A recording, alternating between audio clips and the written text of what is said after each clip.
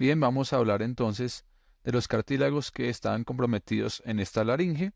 Vamos a ver que está conformada, como habíamos dicho ya, por varios cartílagos. El primero de ellos es el cartílago que conocemos como el cartílago tiroides. Ese cartílago tiroides recibe su nombre por la forma que tiene. Tiene forma de escudo, ¿sí? Sobre todo en esta vista, que es la vista anterior que ustedes están observando. Aquí vemos una vista lateral de lo que sería ese cartílago. En ese cartílago entonces vamos a distinguir algunas porciones, algunas partes anatómicas. Vamos a distinguir una asta superior, vamos a distinguir una asta inferior, vamos a distinguir una escotadura tiroidea, vamos a distinguir algo que se llama el tubérculo tiroideo, tubérculo laringio, porque tiene que ver con la apertura de la laringe y determina de alguna manera si la voz es aguda o grave, dependiendo del ángulo que se forme ahí. De ahí que en los hombres, esta estructura que coloquialmente llamamos como si fuera la manzana de Adán, pues es la que determina que los hombres pues tengan esa voz más gruesa que las mujeres. Las otras estructuras que podemos observar por la parte lateral, tenemos un tubérculo superior y tenemos un tubérculo inferior. Entre los dos tubérculos podemos distinguir una unión, que es lo que llamamos la línea oblicua del tiroides, que nos va a separar algunas inserciones musculares. Entonces, este tiroides es muy importante porque digamos que es el esqueleto más grande de la laringe. Además del tiroides, vamos a tener también la presencia de otros dos cartílagos. Uno que denominamos el cartílago aritenoides y otro que denominamos el cartílago cricoides.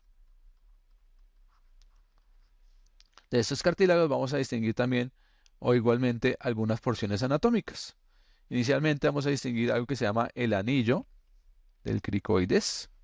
Tengamos en cuenta que este anillo está ubicado en su parte anterior y en su parte posterior vamos a distinguir bastante más gruesas y bastante más grandes, algo que se llaman las láminas del cricoides. Esta porción central, algunos autores la llaman lo que se llama la chapeta del cricoides. En el aritenoides vamos a distinguir algunas estructuras como son dos fosas, una fosa que llamamos la fosa oblonga y otra fosa que llamamos la fosa triangular y unas salientes que llamamos la apófisis vocal, porque se va a insertar un músculo, vamos a verlo más adelante, que se llama el músculo vocal, y otra saliente que se llama la apófisis muscular, también sitio de inserción importante en este cartílago, que como ustedes ven está articulado con el cartílago cricoides. Vemos entonces aquí que se forman dos articulaciones, una articulación que llamamos cricotiroidea, cricoaritenoidea, aritenoidea, y otra articulación que llamamos, ahora sí, cricotiroidea, que es con el asta inferior del cartílago tiroides. Ambas articulaciones se consideran sinoviales y posteriormente hablaremos de ella cuando estemos hablando de la parte muscular. Finalmente tenemos la cartílago epiglotis, que si ustedes ven acá está la base donde se inserta en el cartílago tiroides, esto va hacia el tiroides. Y como decíamos, este es un cartílago que evita que el aire y el alimento se mezclen y ya lo hemos visto un poco en la parte de las generalidades y vamos a ver muy bien su formación cuando estemos viendo la parte del esqueleto. Vamos a ver un poco cómo se articulan y cómo se organizan esos cartílagos ya en la vida real. Inicialmente entonces vemos esta vista anterior y aparece otra estructura bastante importante que es un hueso, es el hueso dioides. Ese hueso dioides es un hueso impar localizado en el cuello que no se articula con ningún otro hueso, sino que hace parte del esqueleto de esta laringe. Vemos entonces acá cómo podemos distinguir allá al fondo lo que es la epiglotis. Aquí localizamos el cartílago tiroides. Recordemos que esta es una vista anterior. Aquí vemos lo que es el cricoides. Y que allá inferior obviamente tenemos lo que ya es la tráquea. Vamos a ver entonces que hay una serie de membranas que están uniendo estos cartílagos y se va nombrando de acuerdo pues a las estructuras que van uniendo. Tenemos una primera membrana, o una primera porción membranosa que la llamamos cricotraqueal, porque está entre el cricoides y la tráquea. Otra segunda membrana que está entre el cricoides y el tiroides se llama cricotiroidea. Muy importante anatómicamente hablando como punto de referencia anatómico. Y una tercera membrana que la llamamos tiroidea. Esa membrana tiroidea tiene dos reforzamientos, uno lateral, que es el ligamento tiroideo lateral, y uno medial, que sería el ligamento tiroideo medial.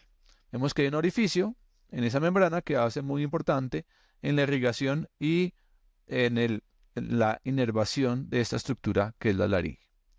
Del hueso dioides podemos decir que tiene un cuerpo y que tiene unas astas, una asta menor, que es esta, una asta menor, y que tiene una asta mayor, que es esta que estamos observando acá. Vamos a ver más adelante cuando estemos hablando del cuello que este hueso es un sitio importante de inserciones musculares y hay una serie de músculos que se consideran supra e infradioideos relacionados directamente con esta estructura. Si observamos este esqueleto en otra vista o en una vista posterior, aparece uno que no habíamos visto en las otras imágenes, que es nuevamente el cartílago cricoides, sobre todo su lámina, y aparece este cartílago que es el cartílago aritenoides, que lo vemos muy bien como vemos en la parte posterior, no lo veíamos en la parte anterior. Vemos nuevamente aquí al tiroides, vemos acá a la epiglotis, ahí pueden ver bien cómo se inserta en ese cartílago tiroides, y vemos un poquito de grasa que obviamente sirve para la lubricación del movimiento que puede presentar esta epiglotis al estar subiendo y bajando para evitar, como les decíamos, que el aire entre hasta ese orificio que vamos a ver ya con la mucosa que conforma lo que es la laringe. Entonces vamos a ver que parte del cartílago tiroides va a ser parte del esqueleto propio de la laringe y parte va a formar lo que llamamos la laringofaringe en estos espacios triangulares que ustedes ven en la parte lateral. Vamos a ver ya con la mucosa que se llaman o se denominan los recesos laringeos o piriformes. Aquí vemos una vista o un corte sagital. Inicialmente para que ustedes puedan ver este ligamento muy importante, se llama el ligamento, que ustedes ven que está uniendo, se llama el ligamento tiroaritenoideo. Ese ligamento va a estar recubierto por músculo y va a ser muy importante porque es el que permite la apertura y cierre de este espacio que es la glotis, la vamos a ver ahorita más adelante, y que se fibren estas cuerdas y produzcan el proceso de la fonación. Otro ligamento que está ubicado un poquito más superior, de hecho se llama ligamento tiroaritenoideo inferior, que es el que es la cuerda vocal verdadera.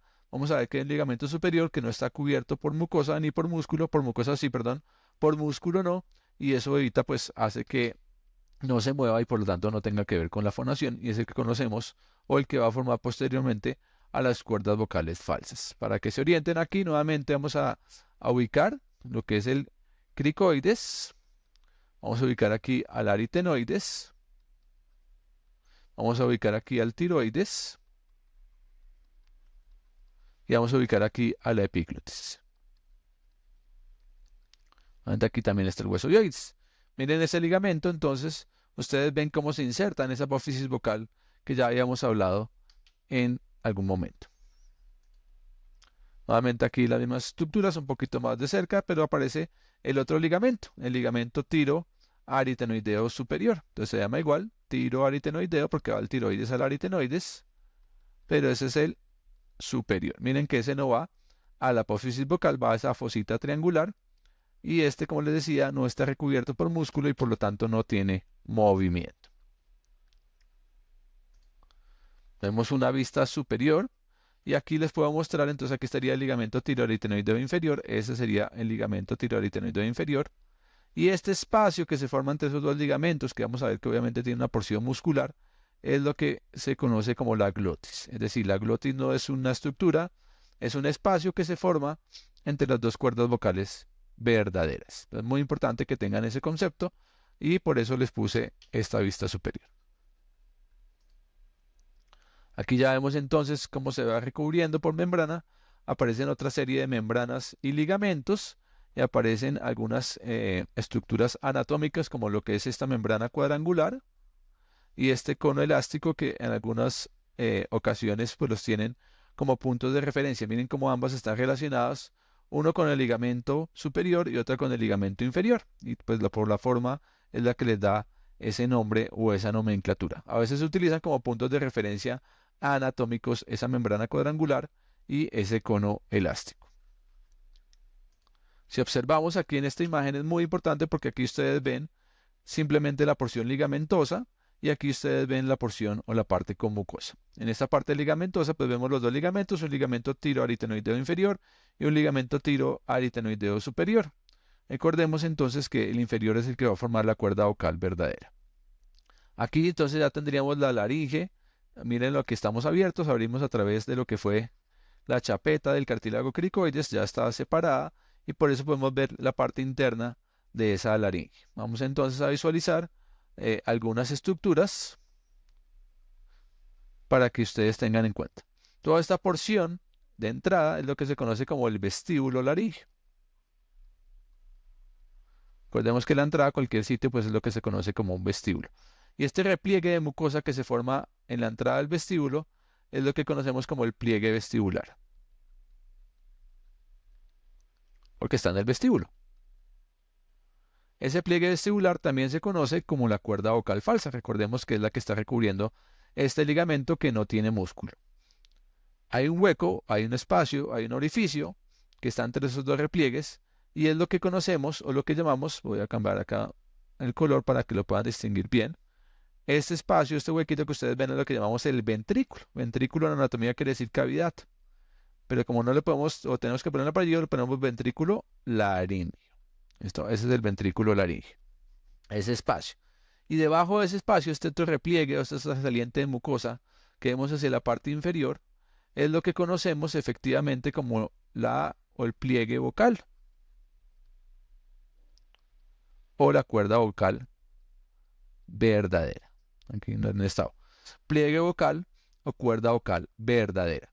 Recordemos, es porque este ligamento está cubierto por músculos y permite el movimiento de esos ligamentos y eso permite o hace o produce la fonación. Toda esta porción, desde el pliegue vestibular hasta arriba, se conoce como la porción supraglótica y toda esta porción del pliegue vocal hacia abajo se conoce como la porción infraglótica de la laringe. Vamos a ver que cuando hablemos de la inervación, pues tiene importancia en cuanto a cómo se produce la inervación de esa estructura. Entonces miren que la laringe es una estructura cerrada.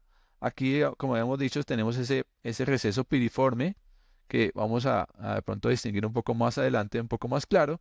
Y toda esta estructura realmente es lo que se conoce anatómicamente, lo que uno puede ver si no hace una disección de lo que es la laringe.